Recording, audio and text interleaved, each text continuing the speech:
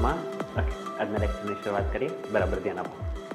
Last લેક્ચરની અંદર આપણે તત્કાલીન વેગ, સરેરાશ પ્રવેગ, તત્કાલીન પ્રવેગ, ઇન શોર્ટ આ બધા શબ્દ ભણી ગયા હતા. ક્લિયર છે? અને લાસ્ટમાં આપણે આલેખની પણ વાત કરી હતી. વેગ વિરુદ્ધ સમયનો આલેખ દોર્યો હતો, અંતર વિરુદ્ધ સમયનો આલેખ દોર્યો હતો, સ્થાનાંતર વિરુદ્ધ સમયનો આલેખ, આની આપણે વાત કરી હતી. ક્લિયર છે? ચલો બરાબર ધ્યાન આપજો મિત્રો. આજે આપણે બધું આલેખ વિશે ભણવું છે કે અંતર વિરુદ્ધ સમયનો આલેખ હોય તો કેવી રીતે કામ થાય, સ્થાનાંતર વિરુદ્ધ સમયનો આલેખ હોય તો કેવી રીતે કામ થાય. બરાબર એને ધ્યાનમાં આપજો મિત્રો. આ ટોપિક છે ને એ ખૂબ જ અગત્યનો છે. એક્ઝામ માટે ખૂબ જ કામનો. તમને આલેખ સમજાવવા જોઈએ કે આલેખનો મતલબ શું થાય છે. કરીએ શરૂઆત? ચાલો બરાબર ધ્યાન આપો. એકદમ બેઝિકથી શરૂઆત કરીએ. બધું આલેખ વિશે સમજીએ. ધ્યાન આપો. એક હું આલેખ દોરું, સાંભળજો અને જોવાનો પ્રયત્ન કરો. પહેલા હું આલેખ દોરું છું. અંતર અથવા તો પથ લંબાઈ વિરુદ્ધ સમયનો. કોના વિરુદ્ધ સમયનો આલેખ દોરું છું? તો કે અંતર વિરુદ્ધ સમય અથવા તો પથ લંબાઈ વિરુદ્ધ સમય.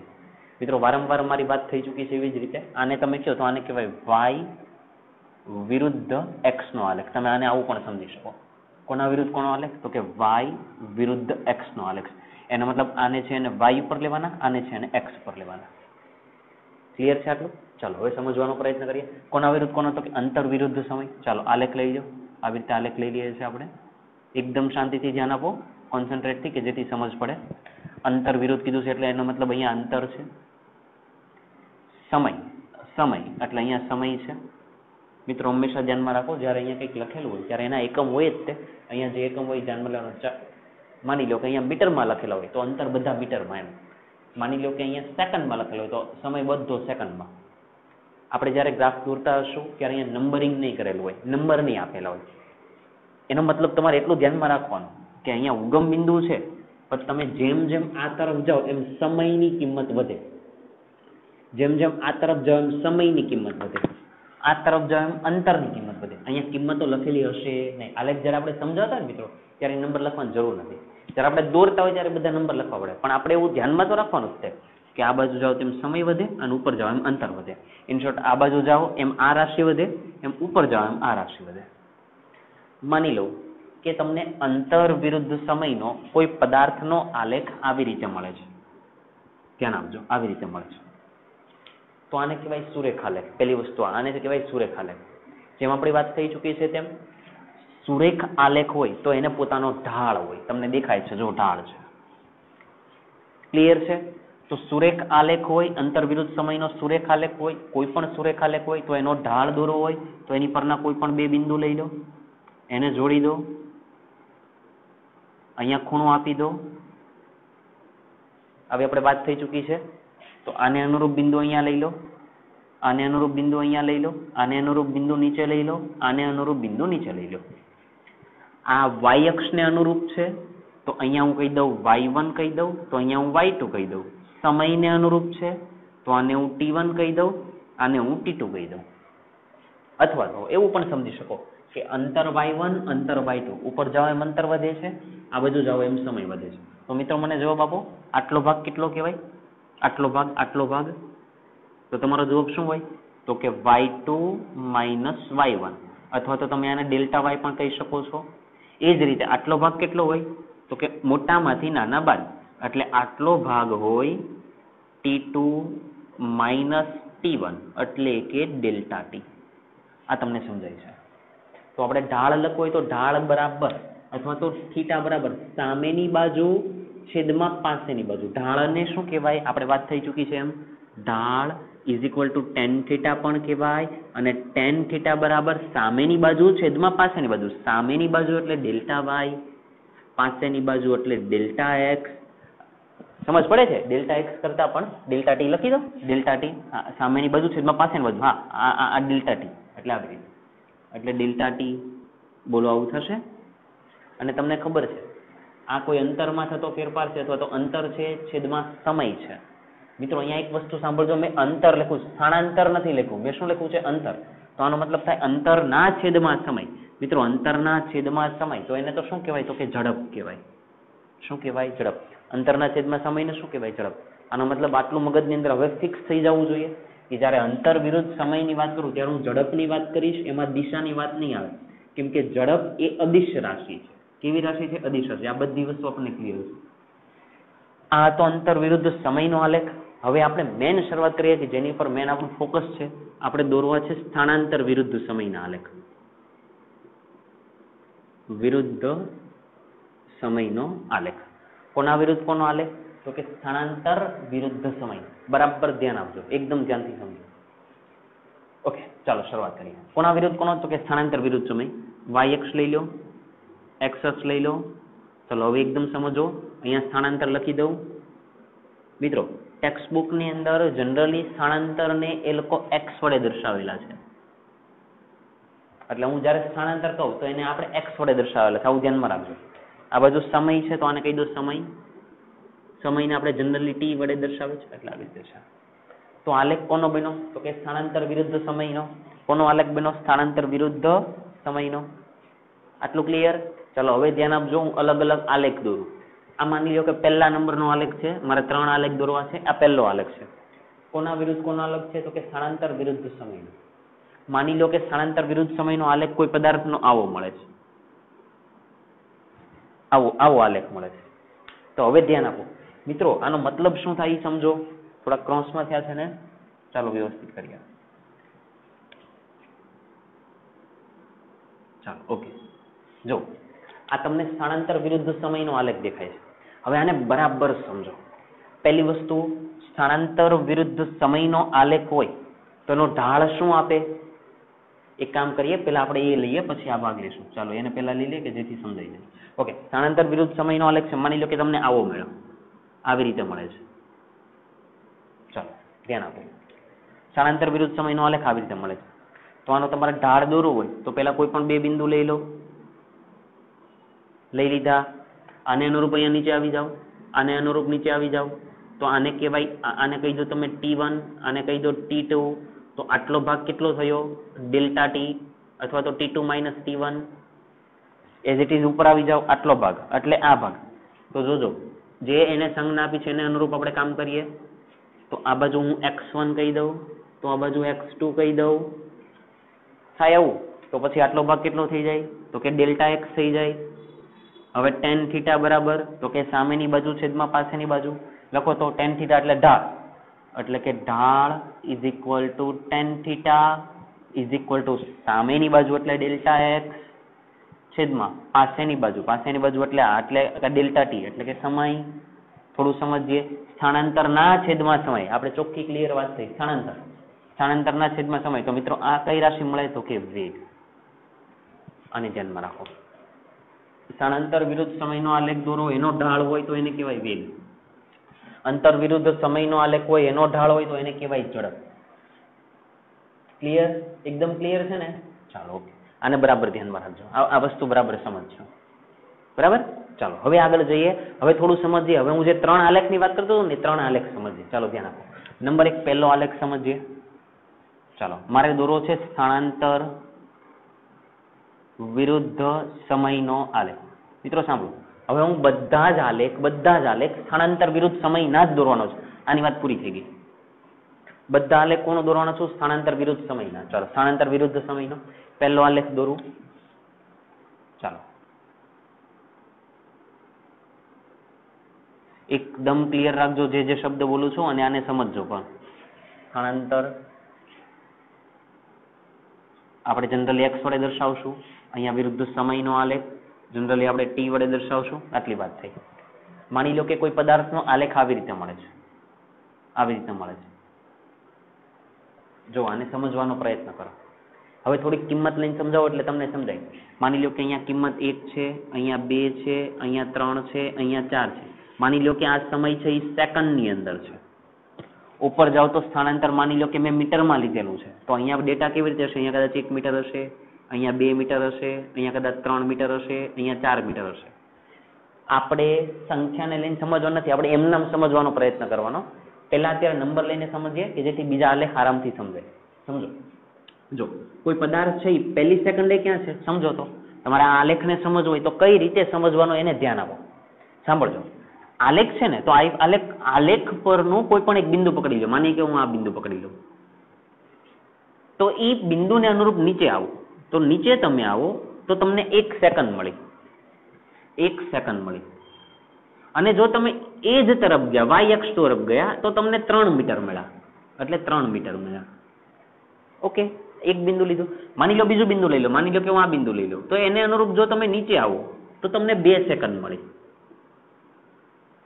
અને એને અનુરૂપ તમે y અક્ષ ઉપર જાઓ તો તમને 3 ના 3 જ મળ્યા, એટલે 3 મીટર મળ્યા. પાછા આગળ જાઓ, માની લો કે તમે આ બિંદુ લીધું, તો એનો મતલબ કે તમને 3 સેકન્ડ મળી. એને અનુરૂપ તમે y અક્ષ ઉપર જાઓ તો તમને 3 મીટર મળ્યા. મિત્રો આનો મતલબ શું થાય કે સમય વધે, જો પહેલી સેકન્ડ, બીજી સેકન્ડ, ત્રીજી સેકન્ડ, સમય વધતો જાય છે, પણ જે પદાર્થ હતો એ જ્યાં હતો ત્યાંનો ત્યાં જ રહેજો. પહેલી સેકન્ડે 3 મીટર છે, બીજી સેકન્ડે 3 મીટર અને ત્રીજી સેકન્ડે 3 મીટર. એટલે આલેખ કેવો છે ખબર? આલેખ કેવો છે એ સાંભળજો. માની લો કે આ કેવા પદાર્થનો આલેખ છે સમજો. આ રસ્તો, બરાબર સાંભળજો આ શું ચાલે છે. આ રસ્તો, અહીંયા હું લખી દઉં 0, અહીંયા હું લખી દઉં 1, અહીંયા હું લખી દઉં 2, અહીંયા હું લખી દઉં 3, અહીંયા હું લખી દઉં 4. આ બધું મીટરમાં છે એમ સમજો. 0 મીટર પહેલું, બીજું, ત્રીજું, ચોથું, પાંચમું. કારે અહીંયાથી ચાલવાની શરૂઆત કરી, સાંભળજો બરાબર. કાર છે અહીંયા, આ માની લો કે તમારી કાર છે. કાર અહીંયાથી ચાલવાની શરૂઆત કરે. જોજો, સાંભળજો. હવે માની લો કે ચાલતા ચાલતા અહીંયા પહોંચી ગઈ. કાર તમારી ચાલતા ચાલતા અહીંયા પહોંચી ગઈ. એટલે કેટલા મીટરે પહોંચી ગઈ? તો કે 3 મીટરે. હવે 3 મીટરે પહોંચી ગઈ, પણ સમય તો વધતો જ જાય. અહીંયા સ્થિર છે. માની લો કે 4મી સેકન્ડ ગઈ, 5મી સેકન્ડ ગઈ, 6ઠી સેકન્ડ ગઈ, ને કાર અહીંયા જ ઉભે રહેલી હોય, 3 ઉપર જ ઉભે રહેલી હોય. જો 3 ઉપર જ તે. પહેલી સેકન્ડે ક્યાં? તો કે 3 મીટરે. બીજી સેકન્ડે ક્યાં? તો કે 3 મીટરે. ત્રીજી સેકન્ડે ક્યાં? તો કે 3 મીટરે. એનો મતલબ કાર ગતિ નથી કરતી, કાર સ્થિર જ છે. આલેખ જુઓ તો પહેલી નજરમાં કદાચ એવું લાગે કે પદાર્થ આમ ગતિ કરે છે, ગતિ નથી કરતી. તમે એનું એનાલિસિસ કરો, તમે ડેટા અહીંયાથી અહીંયા જવા દો, અહીંયાથી અહીંયા જવા દો, તો તમને એવું સમજાય કે હકીકતમાં તો પદાર્થ સ્થિર છે. પદાર્થ અથવા તો કાર અથવા કોઈ પણ વસ્તુ, વ્યક્તિ, જે કાંઈ કહો, એ કોણ છે? અત્યારે સ્થિર છે. એટલે કોઈ દિવસ સ્થાનાંતર વિરુદ્ધ સમયના આવા કોઈ આલેખ હોય, તમને એમ દેખાય કે આલેખ આમ જાય છે, એટલે કોઈ દિવસ એવી બુદ્ધિ નહીં કહેવાની એનો મતલબ પદાર્થ આમ જાય, એમ નહીં. આ આખો મતલબ અલગ છે, અને આને તમે આલેખના સ્વરૂપમાં દર્શાવ્યા. ક્લિયર? કોઈક જગ્યાએ આલેખ આમ જતો હોય, કોઈક જગ્યાએ આલેખ, એટલે હું આવું કહેવા માંગુ છું. માની લો કે સ્થાનાંતર વિરુદ્ધ સમયનો આલેખ આવો દેખાણો, તમને x વિરુદ્ધ t નો આલેખ આવો દેખાણો, તો તમારે એવું નહીં વિચારવાનું કે મારી કાર આમ જાય છે. એવો મતલબ નથી. કાર કેમ જાય હું હમણાં તમને સમજાવું કે આનો મતલબ શું છે. ક્લિયર? એટલે એના શું સમજવાનું કઈ રીતે?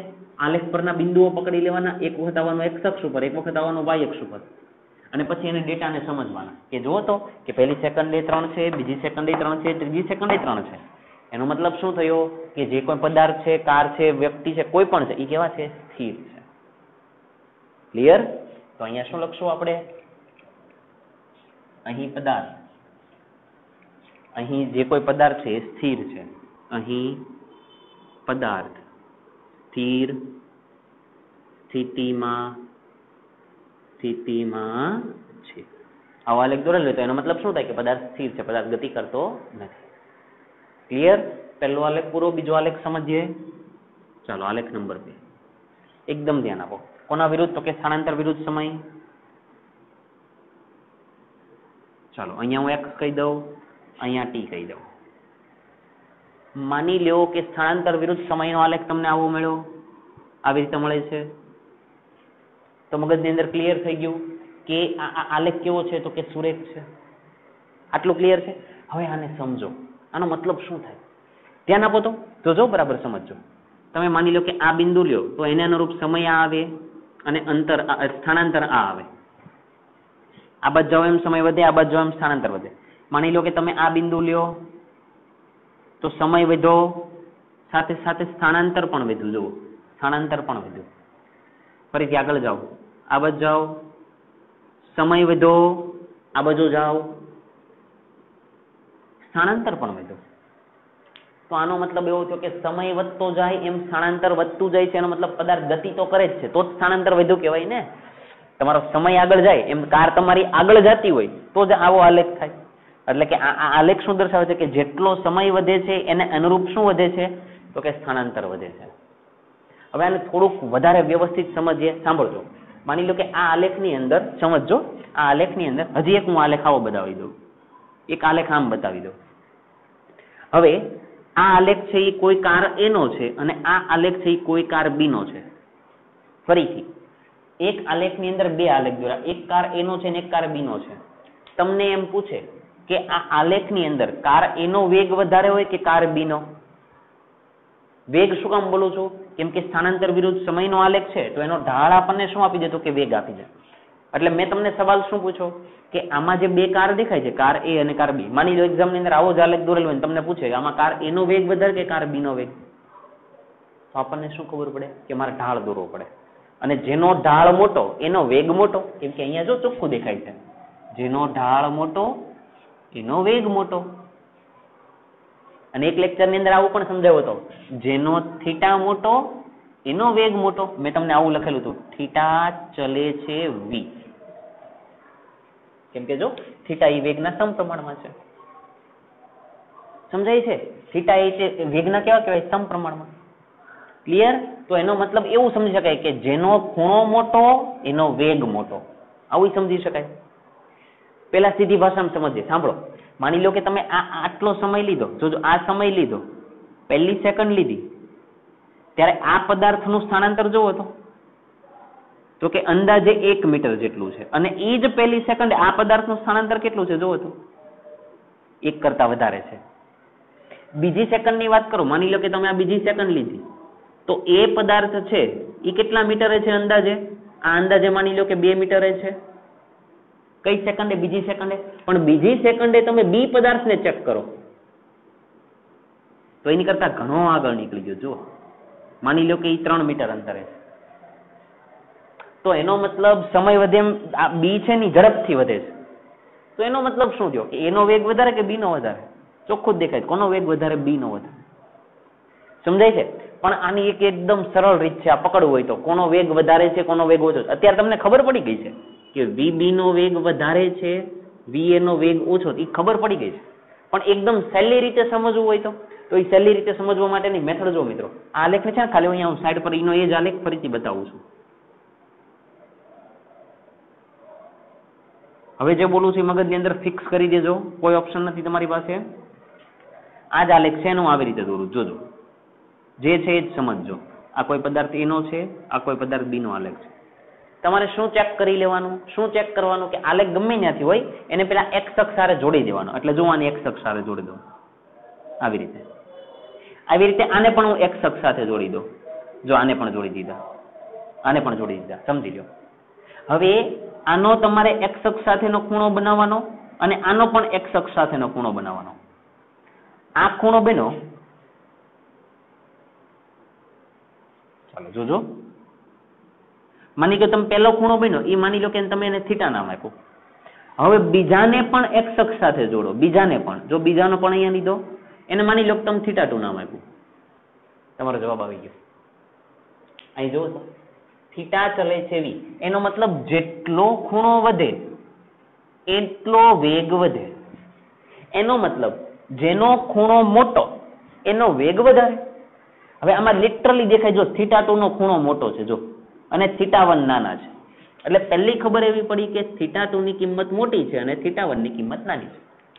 અને અહીંયા એવું સાબિત કર્યું કે જેનો θ મોટો એનો વેગ મોટો.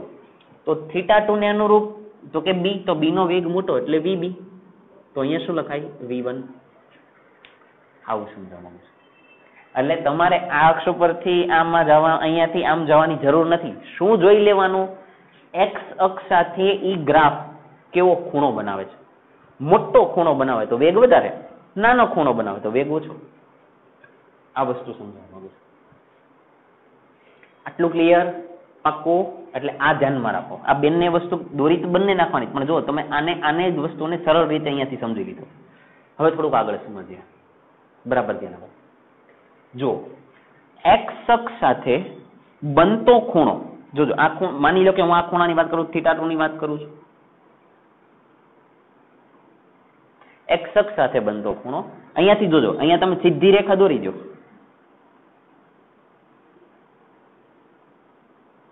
બોર્ડ પરથી ક્લિયર દેખાય છે? પહેલા એકવાર હું ચેક કરી લઉં.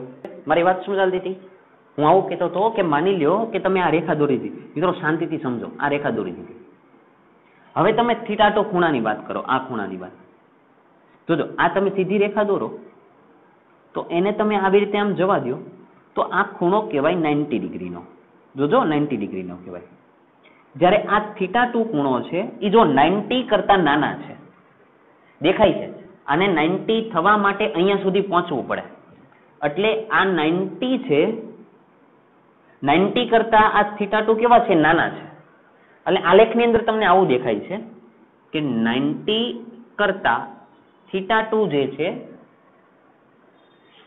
θ2 જે છે એ નાના છે. જો 90 કરતા θ2 નાના છે. જેના તરફ આવી રીતે મોટો ભાગ હોય, જે તરફ મોઢું ખુલેલું હોય, આને ખુલેલું કહેવાય, એ ભાગ મોટો, એની સિવાયનો ભાગ નાનો. તો આની પરથી ખબર શું પડી કે θ2 ની કિંમત 90 કરતા કેવી છે? નાની છે. એનો મતલબ જો ખૂણાની કિંમત 90 કરતા નાની હોય તો મગજની અંદર ફિક્સ કરી નાખો કે વેગને લેવાનો પોઝિટિવ. તો વેગ કેવો લેવાનો? પોઝિટિવ, ધન લેવાનો. હવે સમજાવો આ ધનનો મતલબ એ શું થાય? પણ અત્યારે ખાલી ધ્યાન રાખો કે θની કિંમત 90 કરતા નાની મળે તો વેગને લેવાનો ધન. ક્લિયર? ચાલો હવે θ1 ને ચેક કરો. θ1 ને ચેક કરો તો આ કેટલો છે? 90. અને આ કેટલો છે? 90 કરતા નાના. જો θ1 એ 90 કરતા નાના છે. તો એનો મતલબ θ1 માટે શું છે? તો કે θ90, આ θ1 કોણ મોટા? તો કે 90. કોણ નાના? તો કે θ1. તો એનો મતલબ θ1 નાના છે કોની કરતા? 90 કરતા. ખૂણો નાનો હોય 90 કરતા તો વેગ લેવાનો પોઝિટિવ. આપણે વાત થઈ જે એમ ઉપર થઈ એ જ વાત, એટલે વેગ પોઝિટિવ.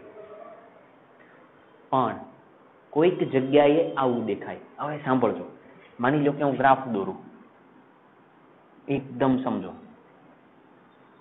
સ્થાનાંતર વિરુદ્ધ સમયનો આલેખ. માની લો કે તમને આવો મળ્યો, આવા આલેખ આવશે, આવો મળ્યો. તો આ આલેખ જોઈને તમને એમ કે આમાં વેગ ધન છે કે ઋણ? તો હવે સાંભળો, આ જે આલેખ હતો એનો x અક્ષ સાથે ખૂણો કરો તો x અક્ષ આ છે અને આલેખ અહીંયા છે, એટલે આ તમે ખૂણો કર્યો એટલે આટલો ખૂણો મળ્યો. અને માની લો કે તમે θ નામ આપ્યું.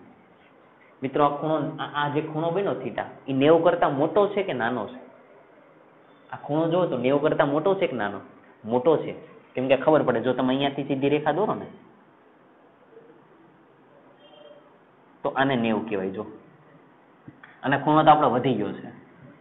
એનો મતલબ જો θની કિંમત 90 કરતા મોટી હોય તો વેગ લઈ લેવાનો નેગેટિવ. આવું મગજમાં ફિક્સ કરી દો. જો θની કિંમત 90 કરતા નાની હોય એટલે એનો મતલબ ગ્રાફ આ બાજુ જ રહેતો હોય, આ બાજુ જ રહેતો હોય. જો આ બાજુ રહે છે, આ બાજુ મિત્રો બધી કિંમત કેવી હોય? ધન હોય. તો એવી રીતે યાદ રાખી દો ને કે આલેખ આ બાજુ ઢળેલો હોય તો એનો મતલબ વેગ ધન છે. આલેખ આ તરફ ઢળેલો હોય, મિત્રો આ બાજુ સંખ્યા બધી ઋણ હોય તો જો આલેખ એ બાજુ ઢળેલો છે, આલેખ જો આ તરફ ઢળેલો હોય તો એનો વેગ થાય ઋણ. ક્લિયર? ચાલો એટલે અહીંયા હું તારણ લખી દઉં છું. જો એક તો અહીંયા તમને ખબર પડી જ ગઈ હતી. બીજો આલેખ છે ને આનો આની અંદર જ અહીંયા બતાવી દઉં, કેમ કે ઉપર આપણે આગળ કામ કરીએ છીએ. એટલે અહીંયા x કહી દઉં, t કહી દઉં, આલેખ આવી રીતે બતાવી દીધો, અહીંયા θ બતાવી દીધો તમે. તો જો θની કિંમત 90 કરતા મોટી હોય તો વેગની કિંમત લેવાની નેગેટિવ. આટલું ક્લિયર? પાક્કું? અને જો θની કિંમત 90 કરતા નાની હોય, θની કિંમત 90 કરતા નાની હોય તો વેગ લેવાનો પોઝિટિવ. ક્લિયર છે? પાક્કું? હવે ધ્યાન આપો. તમને એમ થાય સર આ પોઝિટિવ નો મતલબ શું અને નેગેટિવ નો મતલબ શું? તો એક સીધી વસ્તુ સમજો, યાદ કરો, સ્થાનાંતર આ દિશામાં થતું હોય તો વેગ પણ કઈ દિશામાં હોય? એ જ દિશામાં હોય. આવો આપણે ભણી ગયા, વેગની દિશા કોની દિશામાં હોય? તો કે સ્થાનાંતરની દિશામાં. સ્થાનાંતર માની લો કે આ બાજુ જાય, કોઈ કાર આ તરફ જાય છે, આ તરફ જાય છે તો સ્થાનાંતર આ દિશામાં, તો વેગ પણ એ જ દિશામાં. હવે આ દિશા એટલે આને ધન કહેવાય. સાંભળજો, યામાક્ષ પદ્ધતિ લઈ લઉં તો આ તરફની દિશા ધન, કેમ કે અહીં સંખ્યા ધન હોય, આ તરફની સંખ્યા ઋણ. તો એનો મતલબ જો તમારો જવાબ ધન આવે ને, આ ચેપ્ટર ની અંદર જવાબ ધન આવે તો એનો મતલબ શું થાય? ઇનડાયરેક્ટલી કે પદાર્થ આ બાજુ ગતિ કરે. આવું ધ્યાનમાં રાખવાનું. હવે તમે એમ કીધું કે વેગ ધન, તો એનો મતલબ તમારી કાર છે કઈ બાજુ જતી હશે? આ બાજુ. અને જો તમને એવું ખબર પડે કે વેગ છે ઋણ, તો એનો મતલબ કાર કઈ તરફ જતી હશે? આ બાજુ. વ્યક્તિ કઈ તરફ જતો હશે? આ બાજુ. બીજો કોઈ મતલબ નથી. એવું નહીં માની લેતા કે આ ઋણ છે એટલે આ કિંમત નાની છે. નાની નહીં, નાની મતલબ નથી. અહીંયા મતલબ શું છે કે એ આ તરફ જાય છે. ક્લિયર? એમ કે વેગ ધન છે તો એનો મતલબ કાર કઈ તરફ જતી હોય? આ તરફ. પાકું ને? ઓકે, ચાલો હવે પાછા આની અંદર આગળ જઈએ. પહેલો આલેખ જોયો, બીજો આલેખ જોયો, આ એની અંદર ની આપણે સમજણ જોઈ, બધું જ યાદ રાખવાનું છે. હવે નંબર 3, માની લો કે તમારી પાસે આવો આલેખ આવે, સ્થાનાંતર વિરુદ્ધ સમયનો આલેખ તમને આવો મળે. જો ત્રાસો મેળવો આવી રીતે, આમાં ઉપર હતો આમ, આમાં આમ મેળવો. ક્લિયર? તો હવે આને સમજો, આની ઉપરથી તમને ખબર પડી જાય. તમને એમ પૂછે કે આમાં વેગ ધન હશે કે ઋણ? જવાબ આપો તો. એક્સ અક્ષ સાથે કેટલો ખૂણો બનાવે ચેક કરો તો. જુઓ તો, જો આટલો ખૂણો બનાવે છે 90 કરતા મોટો, એનો મતલબ વેગ ઋણ છે. અહીંયા વેગની કિંમત કેવી છે? તો કે ઋણ છે. અને વેગ ઋણનો મતલબ પદાર્થ કઈ તરફ ગતિ કરે છે? આ તરફ. ખબર પડે છે? એટલે આ આલેખમાં પદાર્થ કઈ તરફ ગતિ કરતો હશે? આ તરફ. આ આલેખમાં જુઓ તો, આ આલેખમાં ખૂણો કેવો બન્યો હતો? અહીંયા જે 90 કરતા નાનો હતો, એનો મતલબ પદાર્થ આ તરફ ગતિ કરે છે. ક્લિયર? એટલે આમાં પદાર્થ કઈ તરફ ગતિ કરે છે? આ તરફ. આમાં પદાર્થ કઈ તરફ ગતિ કરે છે? આ તરફ. હવે મનની અંદરનો પ્રશ્ન સાંભળજો કે સર ઈ આ તરફ ગતિ કરે છે તો એનો વેગ અચળ છે કે બદલાય છે? સર આ શું આવ્યું? અચળ ને બદલાય નો મતલબ શું? આને અચળ વેગ કહેવાય. જોજો, કાર આમને આમ એક સરખી ઝડપથી આમ જતી હોય તો આને વેગ અચળ કહેવાય. પણ આવી રીતે જાય તો એને અચળ કહેવાય નહીં. ધીરે ધીરે ધીરે ધીરે વધતી જતી હોય તો એને અચળ કહેવાય નહીં. તો તમારે આ આલેખ જોઈને જવાબ આપવાનો કે આનો વેગ અચળ છે કે બદલાય. તો મિત્રો જવાબ મળી જશે થીટા ઉપરથી. કેવી રીતે? સાંભળો, આ આલેખ છે, આની અંદર તમારે આ બધી જગ્યાએ થોડીક એક્સ અક્ષ દોરવાનો પ્રયત્ન કરો તો જોજો, અહીંયા એક્સ અક્ષ દોરું એને અનુરૂપ. આ જો એક્સ અક્ષ, આ એક્સ અક્ષ, માની લો કે અહીંયા એક્સ અક્ષ. હવે બધી જગ્યાએ ખૂણો દોરો. જો અહીંયા ખૂણો દોરો એ માની લો થીટા હોય તો મિત્રો અહીંયા પણ કેટલો હોય? થીટા જ હોય. અહીંયા પણ કેટલો હોય? થીટા જ હોય. 10મા ધોરણના નિયમ છે, બે સમાંતર રેખા હોય એમાં તમે આવી રીતે કરો તો અહીંયા જો થીટા બને તો અહીંયા પણ કેટલો બને? થીટા જ બને. તો આમાં એ જ પરિસ્થિતિ થઈ. જો તમારે ઓલરેડી રેખા આમ જતી હતી, તમે એક્સ અક્ષને અનુરૂપ રેખા દોરતી હતી તો અહીંયા થીટા બન્યો, અહીંયા પણ થીટા બન્યો, અહીંયા પણ થીટા બન્યો. અને થીટા શું આપે? થીટા શું આપે? થીટા એટલે ઢાળ. ઢાળ એટલે વેગ. બધી જગ્યાએ થીટા સરખો, એનો મતલબ બધી જગ્યાએ વેગ સરખો. એનો મતલબ પદાર્થ અચળ વેગથી ગતિ કરે છે. એટલે આ લેખનો મતલબ શું? કે કોઈ કાર છે ને તો એક સરખી વેગથી આમ જાય છે, આમ જાય છે. હવે આમાં બે જવાબ આવી ગયા. એક સરખી ઝડપથી એટલે વેગ અચળ, અને આ તરફ જાય છે એટલે ધન. ધન ધન આ જવાબ તો આનો છે. ક્લિયર? હવે આમાં સમજો, તમને આમાં થાય સર આમાં વેગ અચળ છે કે વેગ બદલાય છે? આમાં વેગ અચળ છે. કેમ? જોજો, આમાં તમે એક્સ અક્ષને અનુરૂપ દોરો રેખા તો સમજો અહીંયા જેટલો બને ને એટલો જ અહીંયા બને, અને એટલો જ અહીંયા બને. એનો મતલબ ઢાળ અચળ, એનો મતલબ વેગ અચળ. વેગ અચળ. થીટા અચળ છે. જો અહીંયા પણ થીટા બન્યો, અહીંયા પણ થીટા બન્યો, અહીંયા પણ થીટા જ બને. ક્લિયર છે? થીટા જ બને એનો મતલબ વેગ કેવો છે? અચળ. વેગ અચળ. પણ કઈ દિશામાં ગતિ કરે? જવાબ જોઈને કહો તો નેગેટિવ છે, એટલે એનો મતલબ આ તરફ ગતિ કરે. એટલે કાર તમારી એક સરખી ઝડપથી આ બાજુ જતી હશે, એક સરખી ઝડપથી આ બાજુ જતી હશે.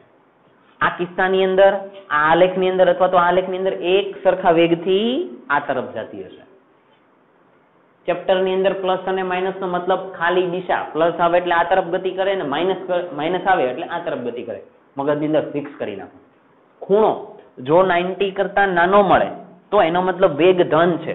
ભૂલાઈ ન જાય એની માટે શું સમજવાનું? જો એક્સ અક્ષ તરફ હોય તો આ બાજુ બધા ધન હોય તો એનો મતલબ ખૂણો ધન, એનો મતલબ વેગ ધન.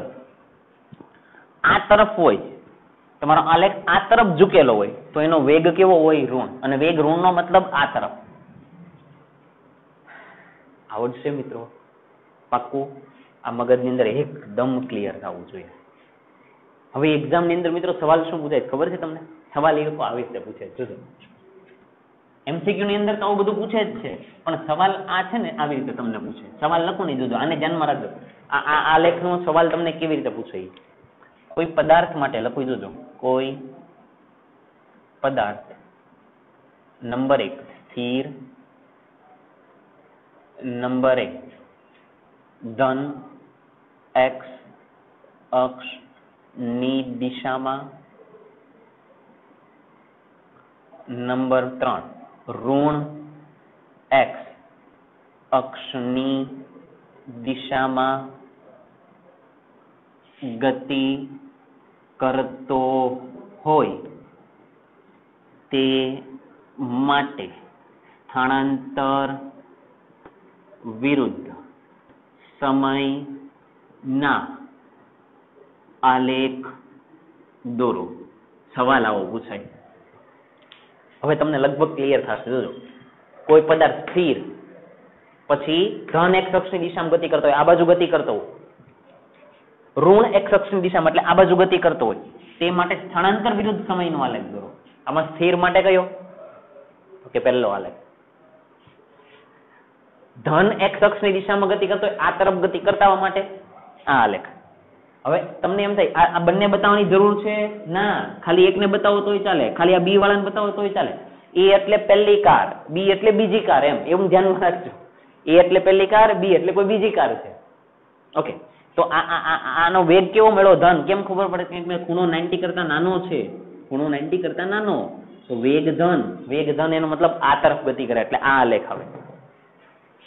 ઋણ x અક્ષની દિશામાં એટલે કાર આ બાજુ જતી હોવી જોઈએ, એનો મતલબ આ બાજુ એટલે ઋણ, એટલે એનો મતલબ વેગ ઋણ હોવો જોઈએ, તો આલેખ આ થાય છે. ક્લિયર દેખાય છે? ખૂણો 90 કરતા મોટો તો વેગ ઋણ, વેગ અચળ પણ હોય પણ આ બાજુ ગતિ કરતા. સવાલ આવી રીતે પૂછે, અને ધ્યાનમાં રાખજો. એટલે સવાલ લખજો આ, અને પછી આ ત્રણેય જવાબ લખજો.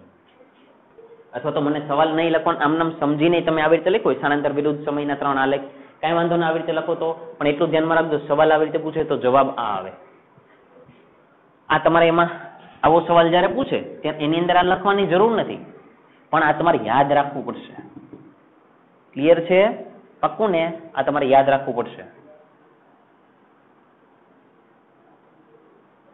કેમ કે આની ઉપરથી જ તમે જવાબ આપ્યા છે. આને ભૂલતા જ નહીં, એકદમ ક્લિયર રાખજો. ચાલો આગળ જઈએ. બોર્ડ પરથી કોપી કરો. ચાલો, એકદમ ક્લિયર દેખાય છે. હવે થોડા આગળ જઈએ. આ તે સ્થાનાંતર વિરુદ્ધ સમયના આલેખ વિશે જ તે, એમાં થોડા આગળ જઈએ. ધ્યાન આપો.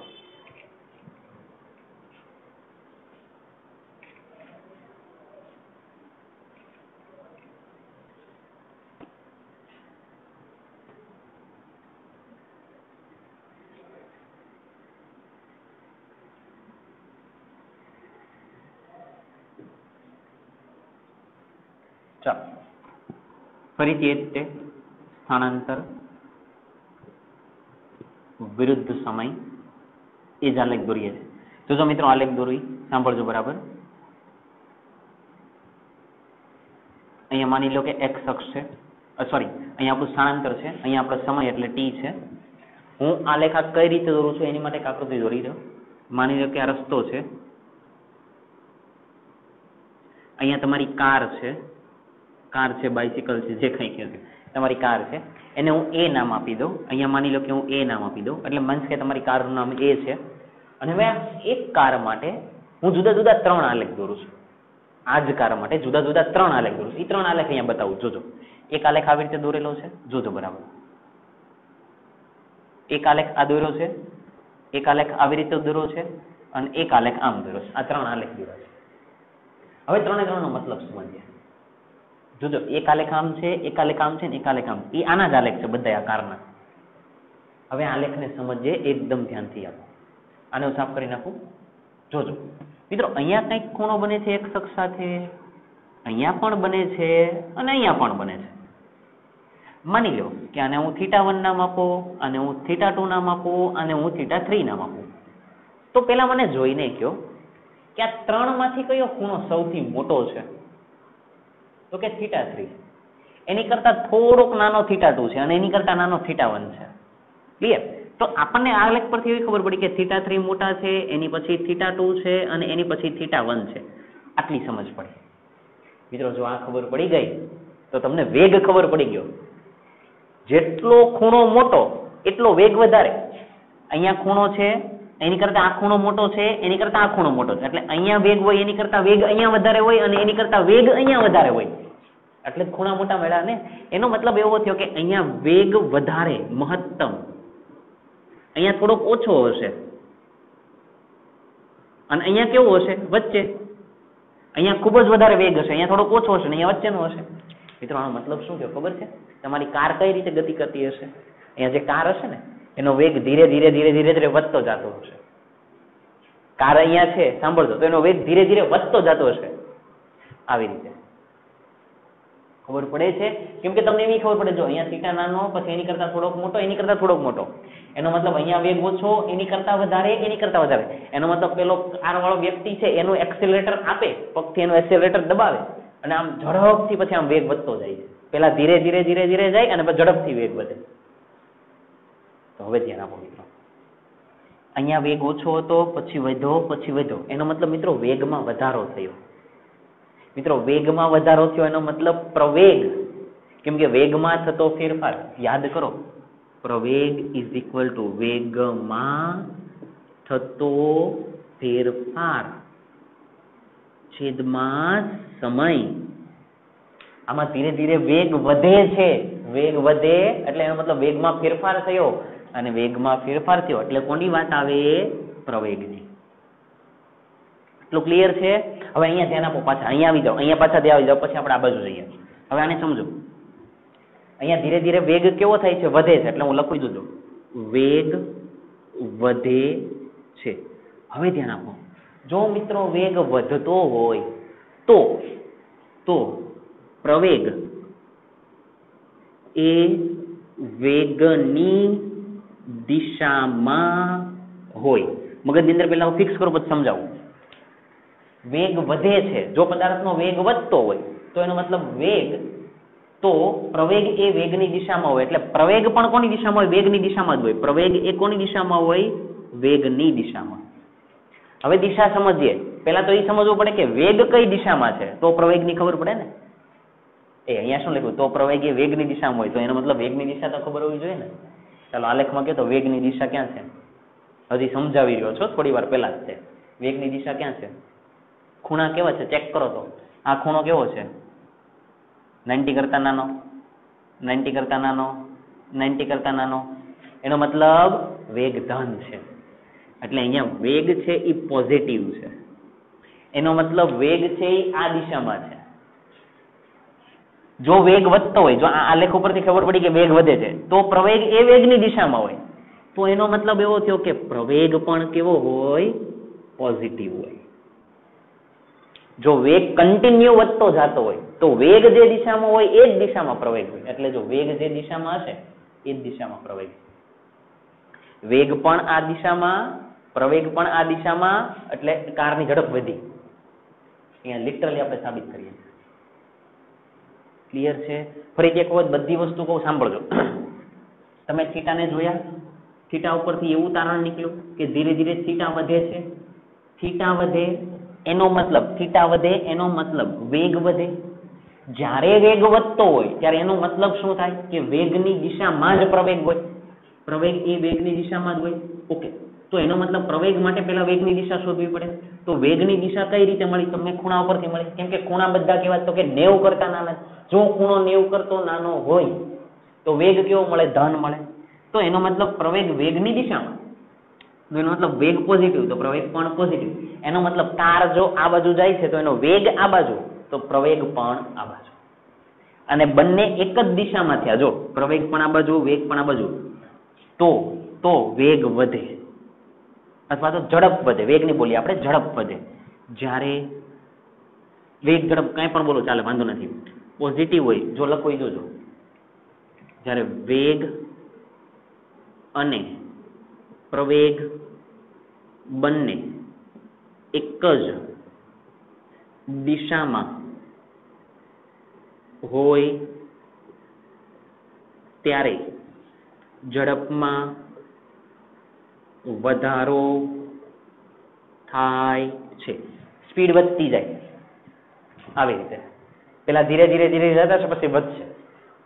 સમજ પડે છે? ક્યારે વેગ અને પ્રવેગ બંને કેવી દિશામાં હોય? એક જ દિશામાં હોય. ક્લિયર છે? અને મિત્રો એક વસ્તુ સમજજો, આને અચળ વેગવાળી ગતિ કહેવાય કે પ્રવેગવાળી ગતિ કહેવાય? અહીંયા જે ગતિ થઈ એ વેગવાળી કહેવાય કે પ્રવેગવાળી કહેવાય? પ્રવેગવાળી, કેમ કે વેગ સતત વધે છે એનો મતલબ વેગમાં ફેરફાર થયો એનો મતલબ પ્રવેગ. એટલે આને અચળ પ્રવેગી ગતિ કહી શકો તમે, કે ધીરે ધીરે ધીરે એક સરખો પ્રવેગ વધે છે. ક્લિયર છે? હવે બીજો આલેખ દોરું. હવે આ આલેખને સમજો. સેમ આલેખ પણ જોજો.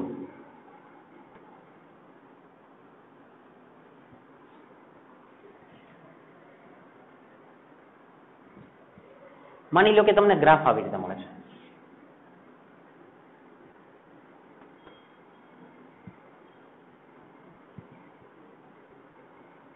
આવી રીતે મળે. આનો મતલબ શું? અહીંયા કઈક ખૂણો આપી દો, અહીંયા θ1 કહી દઉં, અહીંયા હું θ2 કહી દઉં અને અહીંયા હું θ3 કહી દઉં. તો પેલા જુઓ તો કે θ1 મોટો લાગે છે, એની કરતા θ2 નાના છે અને એની કરતા θ3 નાના છે. સૌથી મોટા કોણ છે? θ1. એટલે અહીંયા શરત એવી હતી કે θ1 મોટા, પછી θ2 અને પછી θ3.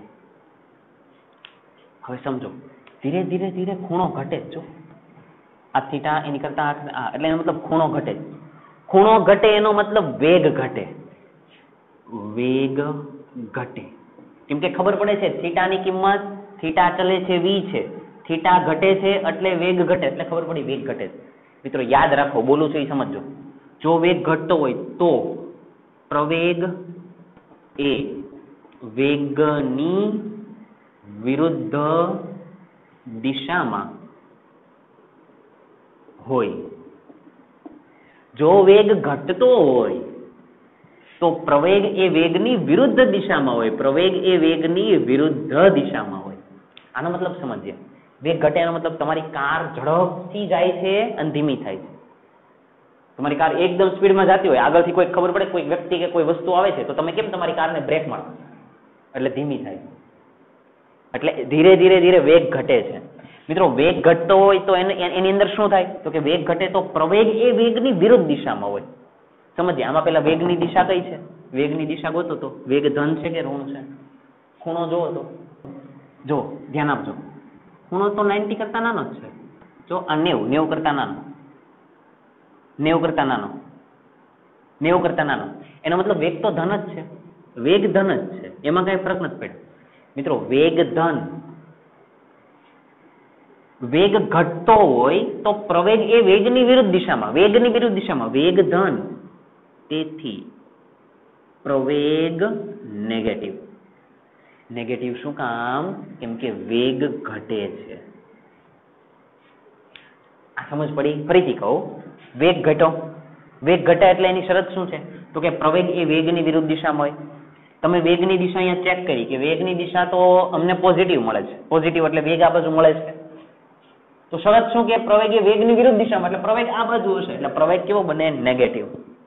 એટલે અહીંયા વેગ બને પોઝિટિવ, પોઝિટિવ, પણ પ્રવેગ બને નેગેટિવ. ક્યારે?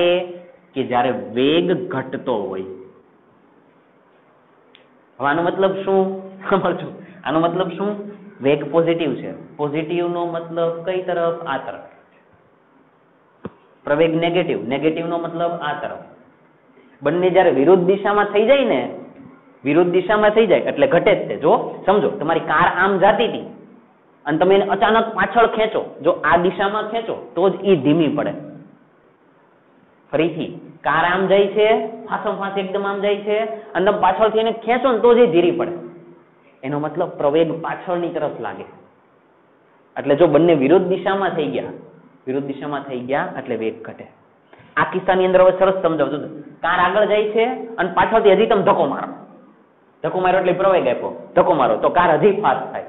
આ કિસ્સાની અંદર જો કાર ધીરે ધીરે ફાસ્ટ થતી હતી કેમ કે વેગ અને પ્રવેગ એક દિશામાં હતા. આમાં કાર ધીમી પડશે, ફાસ્ટ થતી હશે, ધીમી પડી જશે. કેમ?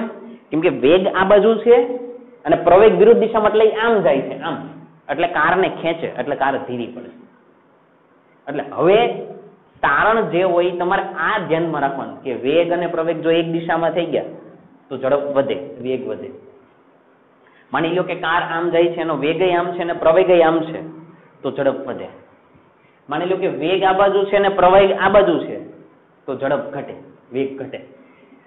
વેગ આ બાજુ છે અને પ્રવેગ આ બાજુ છે, તો વેગ ઘટે. કેમ કે બંને વિરુદ્ધ દિશામાં થઈ ગયા. બંને એક દિશામાં હોય તો વધારો, બંને વિરુદ્ધ દિશામાં હોય તો ઘટાડો. ક્લિયર છે? પાક્કું? આ બંનેનું ખૂબ જ અગત્યનું તારણ મિત્રો, આ ધ્યાનમાં જ રહેવું પડે. અહીંયા હું તારણ લખી દઉં. તારણ: જો વેગ અને પ્રવેગ બંને એક જ દિશામાં હોય તો ઝડપમાં વધારો અથવા તો વેગમાં વધારો આવું કહેશો તો ચાલે, વાંધો નથી.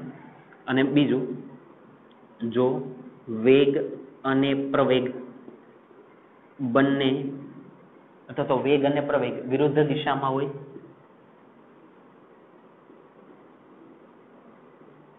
હોય તો ઝડપમાં ઘટાડો. આટલું ક્લિયર થઈ જવું જોઈએ. આવડશે? પાક્કું? ચાલો આગળ જઈએ. બોર્ડ પરથી કોપી કરો. ચાલો આગળ જઈએ. નવા બે ગ્રાફ સમજીએ. બરાબર ધ્યાન આપજો. અગત્યના ગ્રાફ, એકદમ અગત્યના ગ્રાફ.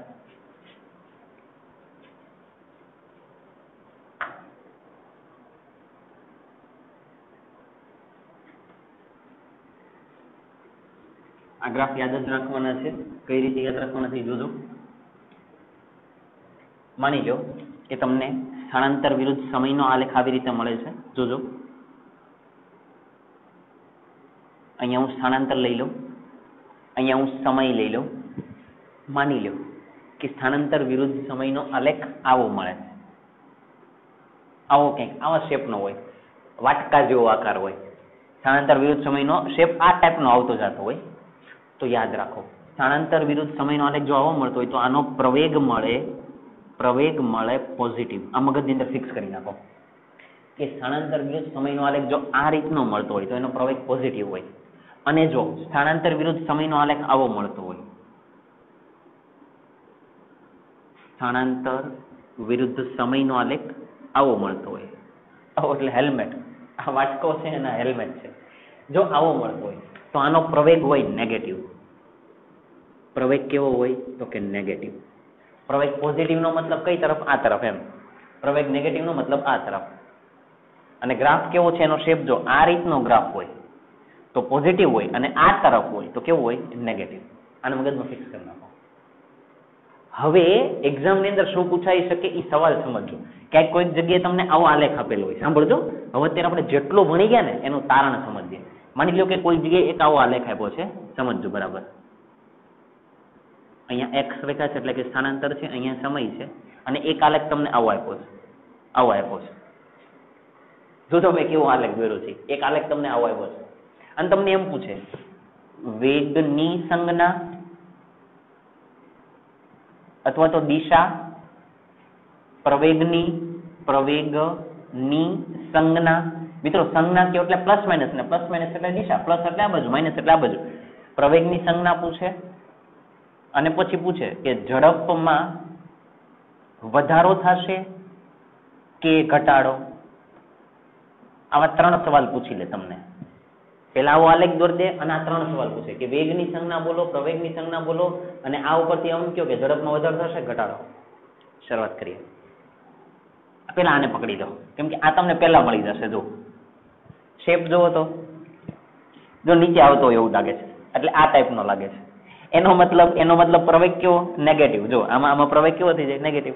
ક્લિયર દેખાય છે ને? આ શેપ આવે છે, જો આ ટાઈપનો શેપ આવે છે, તો એનો મતલબ પ્રવેગ નેગેટિવ. પહેલો જવાબ મળી ગયો, આન્સર.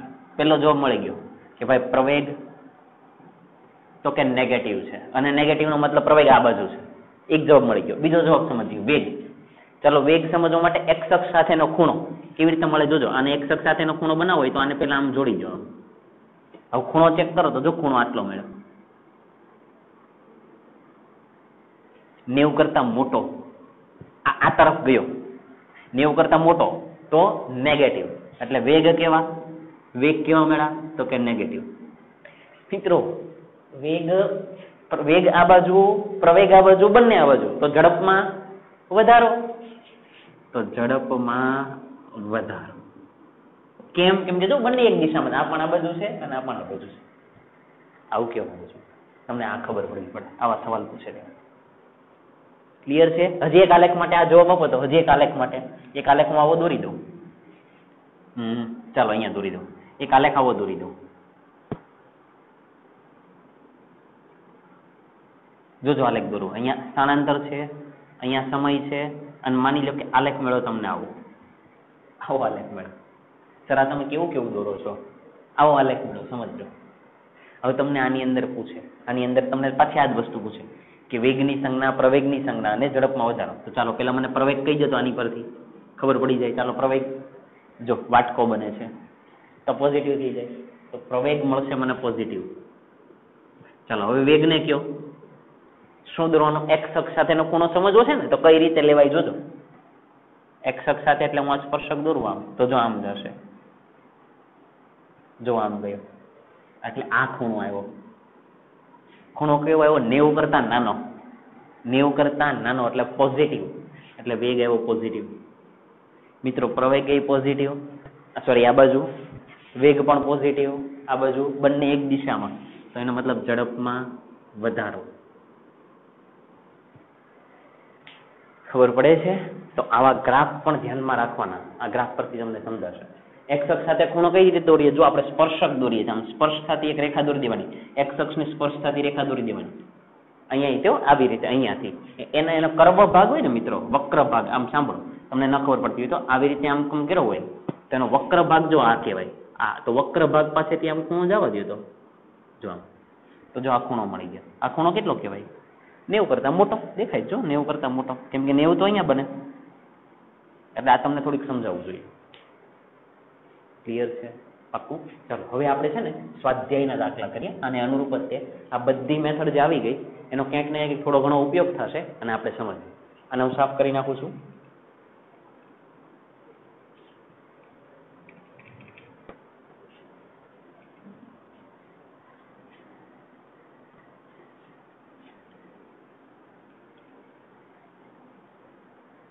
ચાલો કરીએ.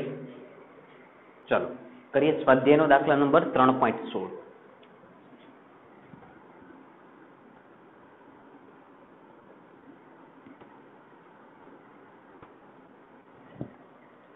ચાલો રકમની અંદર જુઓ શું કહે છે. આકૃતિ 3.20 માં દર્શાવેલ આલેખ A થી D ને ધ્યાનથી જુઓ. તમને બધા આલેખ દેખાય છે, એને ધ્યાનથી જુઓ. ઓકે, એ જે આલેખ છે ને મિત્રો, એને હું અહીંયા દોરી દઉં. ઝડપથી અહીંયા આલેખ દોરી દઉં, કેમ કે આલેખ દોરીશ પછી જ સમજાશે.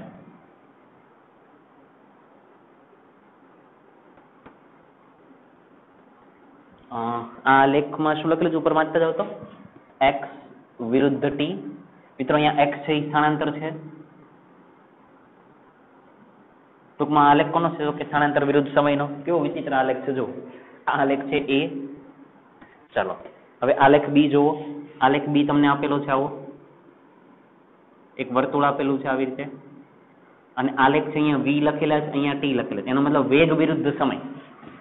વેગ વિરુદ્ધ સમય, આ વેગ છે. ચાલો આલેખ આ તો બી. આલેખ સી જુઓ. આલેખ સી તમને આપેલો છે આવી રીતે.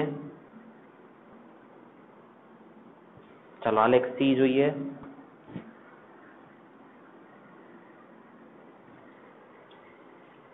ઓકે, આલેખ સી જોઈએ.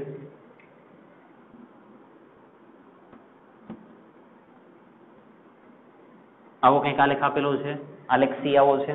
કોના વિરુદ્ધ કોનો છે? તો કે ઝડપ વિરુદ્ધ સમય. જો મિત્રો અહીંયા ઝડપ વિરુદ્ધ સમય છે, અહીંયા ઝડપ છે, અહીંયા સમય છે, અને આટલો જ આલેખ આપેલો છે. ચાલો અહીંયા સમય. 3 આલેખ થયા, અને ચોથો આલેખ અહીંયા બતાવી દો. ચાલો અહીંયા આલેખ બતાવી દો. એ કંઈક આવો શેપ છે.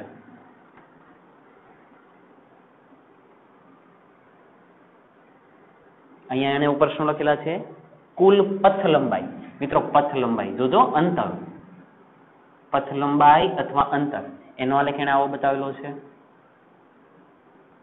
આવો આલેખ છે. ક્લિયર છે? અહીંયા સમય છે. ઓકે, વાંચો શું કહે છે. ACD ધ્યાનથી જુઓ. ABCD ઓકે, અમે ધ્યાનથી જોઈ લીધા. હવે એની અંદર શું થાય છે એને સમજો. ધ્યાનથી જુઓ અને કારણ સહિત જણાવો કે તે પૈકી કયો આલેખ એક પારિમાણિક ગતિ કરતા પદાર્થ માટે શક્ય નથી. આમાંથી એવો કયો આલેખ છે કે જે એક પરિમાણમાં કોઈ પદાર્થ ગતિ કરે તો એની માટે શક્ય નથી, એક પરિમાણમાં ગતિ કરે તો એની માટે. આમાં તમારે એ આલેખ બતાવવાનો કે જે એક પરિમાણિક ગતિમાં શક્ય નથી. નીચેનામાંથી તો ઉપરોક્ત આલેખમાંથી કયો આલેખ એક પારિમાણિક ગતિમાં શક્ય નથી? આવો સવાલ છે મિત્રો. આવો તમારો પહેલો સવાલ કે તમે પહેલી વખત આવો વિચિત્ર આલેખ જોયા હોય અને તમારે સમજવાના હોય. એકદમ ધ્યાનથી આપો, સમજો. પહેલો આલેખ જો, સ્થાનાંતર વિરુદ્ધ સમય. હવે શું સમજવાનું નહીં જોજો મિત્રો. માની લો કે હું આ સમયની અક્ષ છે એની ઉપર હું એક આ બિંદુ લઈ લો. સાંભળજો બરાબર, આ બિંદુ લઈ લો. એને અનુરૂપ તમે ઉપર જાઓ ને તો એક તમને આ બિંદુ મળે અને એને અનુરૂપ એક આ બિંદુ મળે. આ બિંદુને અનુરૂપ તમે આ બાજુ જાઓ તો સ્થાનાંતર તમને આટલું મળે છે અને આ બિંદુને અનુરૂપ તમે અહીંયા આ બાજુ ઉપર જાઓ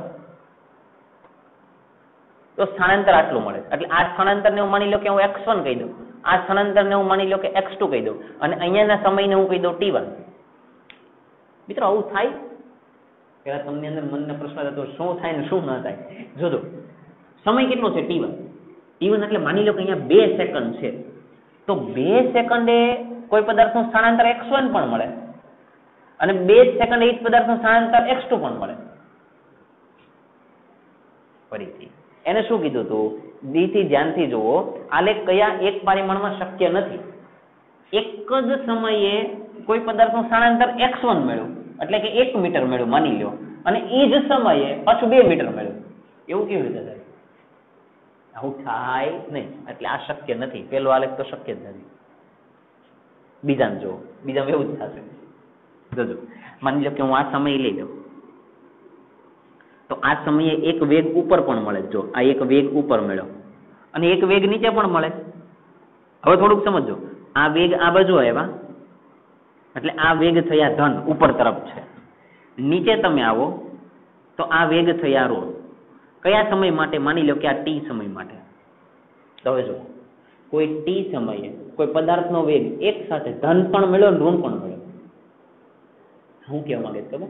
કોઈ પદાર્થનો વેગ ધન પણ મળ્યો અને ઋણ પણ. ધન મળે એટલે એનો મતલબ વેગ કઈ બાજુ? આ બાજુ. ઋણ મળે એનો મતલબ વેગ આ બાજુ. એટલે કોઈ પદાર્થ છે ને માની લો કે પહેલી સેકન્ડે આમ પણ જાય ને આમ પણ જાય. અરે આવું થાય જ નહીં. કાં તો આ બાજુ જાય અને કાં તો આ બાજુ જાય. એક જ કોઈ સમયે કોઈ વ્યક્તિ એક સાથે 2 જગ્યાએ જાય? ન જાય. આ વાત ખોટી. આ પણ છે નહીં. આવું સમજાવું. ક્લિયર છે? આને સમજો. આમાં એ જ છે. આમાં તો બહુ સરસ મજાની વાત છે. જોજો તમે થોડું સમજવાનો પ્રયત્ન કરજો. મિત્રો સાંભળો તો. હું માની લો કે અહીંયા આખી સમયની અક્ષ છે એટલે અહીંયા સમય મળે છે અને અહીંયા હું સમય કોઈ લઈ લઉં, અહીંયા કોઈ સમય લઈ લઉં. હવે સાંભળજો. આ સમયને અનુરૂપ તમારી ઝડપ આટલી મળે. ઝડપ આટલી મળે એનો મતલબ ઝડપ આટલી છે. એનો મતલબ ઝડપ છે તો ઝડપ ધન છે, ઉપર તરફ છે ને, નીચે હોય તો ઋણ. હવે ધ્યાન આપો. તમે આ સમય લ્યો તો ન્યા તમારી ઝડપ આ મળે. આ મળે એટલે એનો મતલબ આ અક્ષ પર આવો તો અહીંયા એનો મતલબ ઝડપ નીચે કેવી આવી? નેગેટિવ. જવાબ આપો તો ઝડપ કોઈ દિવસ નેગેટિવ હોય? તમને મનમાં થાય શું હોય ને શું ન હોય? ઝડપ કોઈ દિવસ નેગેટિવ હોય? મિત્રો કોઈ દિવસ ઝડપ નેગેટિવ ન હોય. કેમ? કેમ કે ઝડપ બરાબર અંતરના છેદમાં સમય. તમને ખબર છે અંતર હંમેશા ધન હોય. જો અંતર હંમેશા ધન હોય તો ઝડપ ધન જ હોય. એ કોઈ દિવસ ઋણ ન થાય. પહેલા જો સ્થાનાંતર ઋણ હોઈ શકે, અંતર ઋણ હોય નહીં. એનો મતલબ ઝડપ ધન. સમય તો મિત્રો ધન જ હોવાનો છે. સમય ધન, અંતર ધન તો ઝડપ ધન જ હોય. અને અહીંયા તો આલેખમાં શું બતાવે છે? આલેખ તો એવું બતાવે છે કે ભાઈ ઝડપ છે ને એ ઋણ છે. આવું ચાલે નહીં. આ સાવ ખોટી વાત છે. અને આ તમે ક્યાંથી પકડ્યા? તો કે જો ખાલી એક જ શબ્દ ઝડપ. જો આને આલેખ સમજીએ. જોજો આ 3 તો ખોટા જ છે. આને સમજો મિત્રો. આમાં સમજો. અહીંયા શું લખેલું છે? પથ લંબાઈ. અહીંયા શું લખેલું છે? સમય. હવે ધ્યાન આપજો મિત્રો, આ શું બતાવે છે ખબર કે સમય આ બાજુ જાય તો વધે છે અને પથ લંબાઈ ઉપર જાય તો વધે છે. તો હવે ધ્યાન આપો, માની લો કે હું આ સમય લઈ લઉં ત્યારે પથ લંબાઈ આ મળે એટલે વધે છે. આ સમય લઉં તો પથ લંબાઈ આ મળી, જો તો પથ લંબાઈ વધી. પથ લંબાઈ એટલે રસ્તાની લંબાઈ વધી, એમ અંતર વધ્યું. ચાલો આ સમય લઉં એટલે પથ લંબાઈ વધી, પાછો આ સમય લો ને તો પથ લંબાઈ ઘટી. પથ લંબાઈ ઘટી. મિત્રો પથ લંબાઈ કોઈ દિવસ ઘટે? પથ લંબાઈ વધે જ તે. તમે અહીંયાથી તમારી કાર ચાલુ કરો તો તમને પથ લંબાઈ કે એટલે એ જેટલો રસ્તો કાપે એ બધો ગણવાનો. એ ફરી ફરીને નીચે જાય તો આ રસ્તો પણ અંદર કાઉન્ટ તો થાય જ તે, ગણાય જ તે. એનો મતલબ પથ લંબાઈ ઘટે નહીં. આ તો એવું બતાવે કે પથ લંબાઈ ઘટે. જો પેલા અહીંયા વધ્યા પછી તમે આ સમય લીધો ને તો પથ લંબાઈ ઘટી. પથ લંબાઈ ઘટે જ નહીં. ઘટે કોણ? સ્થાનાંતરમાં નેગેટિવ થઈ શકે, પથ લંબાઈમાં નેગેટિવ થાય નહીં. મિત્રો એનો મતલબ આ આલેખ પણ ખોટો છે. એનો મતલબ એવો છે કે એક પણ આલેખ સાચો નથી. ક્લિયર છે? ખૂબ જ અગત્યનું હતું મિત્રો, આને બરાબર ધ્યાનમાં રાખજો. આગળ જઈએ અને પછીનો સવાલ કરીએ. ચાલો હવે આપણે કરીએ છીએ સ્વાધ્યાયનો દાખલા નંબર 3.17. તેમ આની જેવું જ છે, જોજો. સ્વાધ્યાય 3.17 આને સમજીએ. ચાલો, એક ગ્લાસ આવી રીતે તમને આપેલો છે, દેખાય જ છે તમને.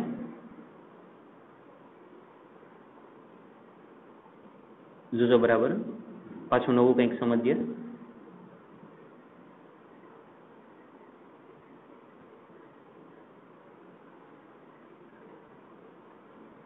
ઓકે, કોના વિરુદ્ધ કોનો આલેખ છે? આલેખ છે x વિરુદ્ધ t નો. અહીંયા x છે, અહીંયા t છે, અહીંયા 0 લખેલા છે. ચાલો હવે રકમની અંદર વાંચીએ શું કે છે, ધ્યાન આપો. આકૃતિ 3.21 માં કણની એક પરિમાણિક ગતિ માટે x વિરુદ્ધ t નો આલેખ દર્શાવે છે. કોઈ એક પદાર્થ છે એક પરિમાણમાં ગતિ કરે છે, એટલે સીધા જ ગતિ કરે છે. એની માટે x વિરુદ્ધ t નો આલેખ દર્શાવે છે. x વિરુદ્ધ t નો આલેખ દર્શાવે છે. આલેખ પરથી એવું કહેવું સાચું છે કે t 0 માટે કણ સુરેખ માર્ગ પર, લખી દઉં, t 0 માટે કણ સુરેખ પથ પર હવે આગળ વાંચો, અને t 0 માટે પરવલય માર્ગે ગતિ કરે છે. અને એક આવું પૂછ્યું છે, અને શું કહે છે કે t 0 માટે કણ પરવલય માર્ગે ગતિ કરે છે. આ પ્રશ્ન છે. t<0 એટલે t ની કિંમત જ્યારે 0 કરતા નાની હોય માટે કણ સુરેખ પથ ઉપર ગતિ કરે, અને t ની કિંમત જ્યારે 0 કરતા મોટી હોય ત્યારે કણ પરવલય આકાર. આ મિત્રો આ આલેખને પરવલય આલેખ કહેવાય, પરવલય આકાર કહેવાય, આ સુરેખ કહેવાય. હવે સવાલને સમજો. x વિરુદ્ધ t નો આલેખ આપેલો છે. એને કીધું કે t ની કિંમત 0 કરતા નાની હોય. 0 કરતા નાની એટલે આ બાજુ, એટલે અહીંયા બધો સમય છે એ આ બાજુની વાત કરે છે. 0 કરતા નાની હોય ત્યારે એવું કે છે કે કણ સુરેખ પથ ઉપર ગતિ કરે. આવું પૂછ્યું, સુરેખ પથ પર ગતિ કરે છે? પ્રશ્ન ચિહ્ન, જવાબ નથી આપતો, પ્રશ્ન ચિહ્ન. અને t ની કિંમત જ્યારે 0 કરતા મોટી હોય, 0 કરતા મોટી એટલે આ બાજુ, ત્યારે કણ પરવલય માર્ગે ગતિ કરે છે. આ આલેખ એવું દર્શાવે છે, એવો તમને સવાલ પૂછ્યો છે. ચાલો આપો તો જવાબ, કે t ની કિંમત જ્યારે 0 કરતા નાની હોય ત્યારે પદાર્થ સુરેખ પથ પર ગતિ કરે છે, એવું તને પૂછે છે. મિત્રો આપણે પહેલા જ વાત થઈ, આલેખ કોઈ દિવસ પદાર્થ કેવી રીતે ગતિ કરે છે એનું બતાવે. આ એવું ન બતાવે કે આમ સીધી ગતિ કરે પછી આમ પરવલય ગતિ કરવા માટે. આલેખ એવું ન બતાવે. આલેખ એવું થોડું બતાવે કે આ સીધા જાય છે અને પછી આવી રીતે જવા લાગે, એવું બતાવતા નથી. આ શું બતાવે છે સાંભળજો, હકીકત જોજો આ શું છે સમજો. અહીંયા તમે કોઈ સમય લ્યો તો સ્થાનાંતર જે છે એનું જ છે. આવી રીતે મીન્સ કે આ સમય અહીંયા લીધો તો સ્થાનાંતર જો 0, આ સમય લીધો તો સ્થાનાંતર 0, આ સમય લઈ લો તો સ્થાનાંતર 0. ટૂંકમાં સમય તમે બદલાય છે, સમય બદલાય છે પણ સ્થાનાંતર તો 0 જ રહે છે. સ્થાનાંતર તો કેટલું રહે? 0 છે. જુઓ ને, આ સમયે જુઓ તો સ્થાનાંતર 0, આ સમયે જુઓ તો 0, આ સમયે 0, આ સમયે 0. સમય બદલાય પણ સ્થાનાંતર 0. એનો મતલબ શું થયો? પદાર્થ સ્થિર છે. કોઈ પદાર્થ કેવો છે? સ્થિર છે, આવું કહેવા માંગુ છું. અને હવે જોજો થાય આ ઉગમ બિંદુ હતા. હવે ધીરે ધીરે ધીરે તમે આ બાજુ આવો તો જો આ સમય લ્યો તો એનું સ્થાનાંતર આ મળ્યું. પાછા આગળ આવો, આ સમય લ્યો તો સ્થાનાંતર આ મળ્યું. એની પછી આગળ આવો, હજી થોડા આગળ આવી જાઓ તો સ્થાનાંતર જો તમને અંદાજે આ મળે.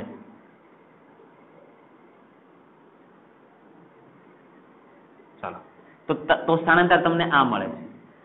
એનો મતલબ સમય વધે એમ સ્થાનાંતર વધે છે. અને મિત્રો બીજી વસ્તુ જો સમય વધે એમ સ્થાનાંતર વધે એનો મતલબ શું થયો? જોજો કે તમે આનો x અક્ષ સાથેનો ખૂણો દોરો ને, જોજો અહીંયા ખૂણો દોરો, એક આ ખૂણો, એક આ ખૂણો અને એક આ ખૂણો. તો બધા જો ધીરે ધીરે આગળ જાઓ ને એમ ખૂણા મોટા થતા જાય. આ ખૂણા કેવા થાય છે? મોટા થાય. જો ધીરે ધીરે લિટરલી દેખાય છે. આવી રીતે આમ દોરી દીધા. અહીંયા બતાવો, ફરીથી બતાવો, જોજો આવી રીતે બતાવી દીધા. તો અહીંયા આવી રીતે હું આડી લાઈન કરું, જો અહીંયાનો ખૂણો એની કરતા આ અને એની કરતા આ, જો અલગ અલગ જગ્યાએ બને બધા. જો આ નાનો છે એની કરતા મોટા છે, એની કરતા મોટા છે. એનો મતલબ વેગ વધે છે. ખૂણો મોટો થયો મિત્રો, ખૂણો મોટો થયો ને એનો મતલબ વેગ વધે છે. અને મિત્રો વેગ વધે એનો મતલબ એ પદાર્થ કેવી ગતિ કરે છે? પ્રવેગી ગતિ કરે છે. પ્રવેગી એટલે એનો વેગ આમ વધતો જતો હશે. સમજાય છે? એનો મતલબ અહીંયા શું થયો? અહીંયા જવાબમાં શું આવશે આપણા? કે t<0 માટે કણ સુરેખ પર ગતિ કરે છે? ના. આન્સર અહીંયા લખીએ ના. પદાર્થ આપણે ચાલો નીચે લખીએ આન્સર. t ની કિંમત 0 કરતા માટે પદાર્થ સ્થિર રહે છે. આમાં તો પદાર્થ સ્થિર છે અને t ની કિંમત જ્યારે 0 કરતા મોટી માટે પદાર્થ પ્રવેગિત ગતિ કરે છે. પદાર્થ કેવી ગતિ કરે? તો કે પ્રવેગિત ગતિ. કેમ ખબર પડી? કેમ કે જો ખૂણો બદલાય, આ ખૂણા કરતા આ ખૂણો મોટો, એની કરતા આ ખૂણો મોટો. સમજાય છે? તો આજના લેક્ચરની અંદર આપણે આ જ સમજવાનું હતું કે સ્થાનાંતર વિરુદ્ધ સમયનો આલેખ હોય તો એની અંદરથી આપણને કઈ કઈ માહિતી મળે. ક્લિયર છે? લેક્ચર બરાબર જોજો. શરૂઆતની અંદર જે કંઈ ચાલ્યું એને બરાબર સમજજો. વેગ ધનનો મતલબ આ તરફ, વેગ ઋણનો મતલબ આ તરફ, પ્રવેગ ધન એનો મતલબ આ તરફ, પ્રવેગ ઋણ મતલબ આ તરફ. બંને એક જ દિશામાં હોય તો ઝડપમાં વધારો, બંને વિરુદ્ધ દિશામાં હોય તો ઝડપમાં ઘટાડો. અને બાકી બધી આ માહિતી જોઈએ, આ આલેખને આપણે સમજાય. ક્લિયર છે?